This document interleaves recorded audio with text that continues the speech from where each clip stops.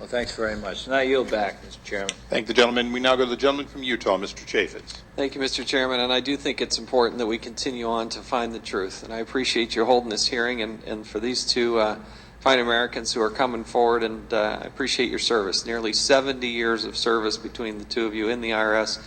Both have served in the military, and for that we're very grateful, and we thank you. Ms. Hoffaker, we've had your reaction to some of the statements by some very powerful people in Washington. I'd like to have you comment, if you could, about the accuracy of their comments. We had CNN reported the former Commissioner Miller blamed two employees in Cincinnati. I think the quote was 2 rogue agents. Is that true or not true in your opinion? Sir, I'm not clear on what you're asking. The former commissioner, IRS Commissioner Correct. Miller, blamed all this targeting on 2 rogue agents. Correct. I would suspect that you would be one of those 2 rogue agents. It was inferred that I was one of them. Is that true? Were you No, one it of was these not. I was following directions from management, and they were aware of what I was doing. Who is that management? Well, when I started the project, it was Joseph Hurd, and then I was transferred to another group, Steve Bowling. When the spokesperson for the President of the United States, Jay Carney, stood up before the American people and said, quote, IRS line personnel had improperly targeted conservative groups. What's the accuracy of that statement? Sir, I know the accuracy of any inference to rogue agents is not correct. There had to be a moment when you went back home, you're kind of by yourself. What was that like? Well, like I said to the other gentleman, it was like a nuclear fallout. I mean, the press hounded my family and me. They were hounding us at work. So, I mean, it wasn't a character builder. Why did they do that? Why was everybody? I don't have any factual knowledge of why they said what they said or why they did what they did. What could you do about it? There's nothing I could have done. What did you want to do? Go back to my life previous, before May 10th. And I guess that's the sad part of the story.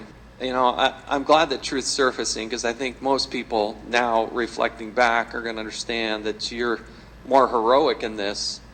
And really, I think when you have such senior, powerful people in Washington, D.C., trying to discredit you and your person, your service, it's just wrong.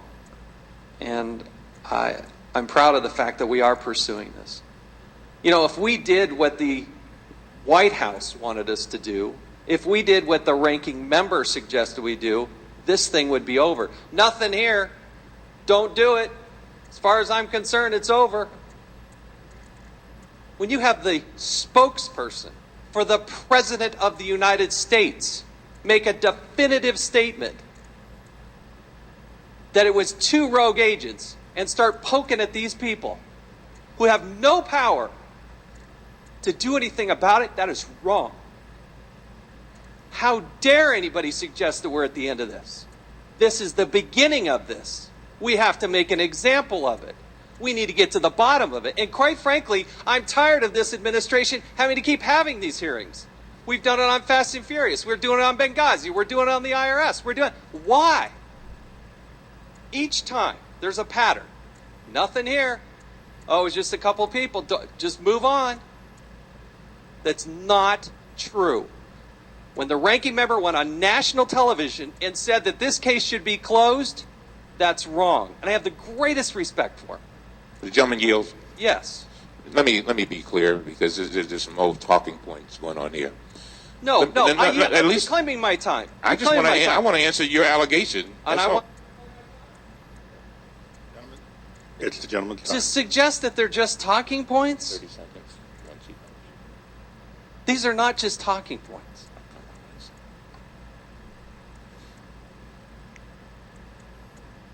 Yield the gentleman time. Let me be very clear. I hope the gentleman will join me when I say that I want every single syllable of every single transcript that we can get, every redactions, appropriate redactions put out here. I've been asking for that, and I want that.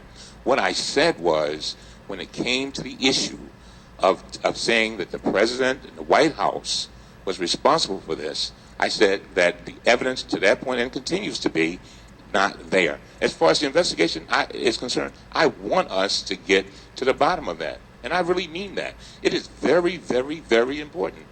So I just wanted to make that clear. Can I ask unanimous consent for 30 seconds? Of course.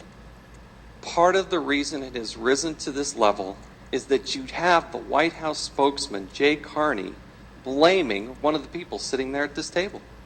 You have the former acting commissioner saying it was 2 rogue agents. It was the most powerful people in Washington, D.C., placing blame on a person sitting before us. And that's why it continues forward. And that's why I do think the White House is now engaged in this. The gentleman is entitled to his opinion.